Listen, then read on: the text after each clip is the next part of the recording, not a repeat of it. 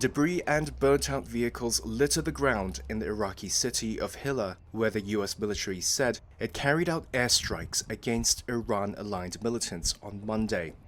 At least one serviceman was killed, and 18 other people were wounded. Iraq's government condemned the strikes as a clear hostile act. Two Iraqi security sources said the strikes targeted the headquarters of Iraqi armed group Kataib Hezbollah in Babul province, south of Baghdad. Iraq's central government has limited control over some Iran-backed factions. Mourners later carried the coffin of the fighter during the funeral in Baghdad.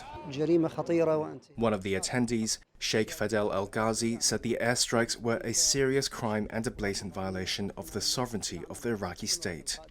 The US strikes were retaliation for an earlier drone attack on an Erbil airbase in Iraq that left a US soldier in critical condition and wounded two others. The back-and-forth clash was just the latest example of how the Israel-Hamas war is rippling across the Middle East.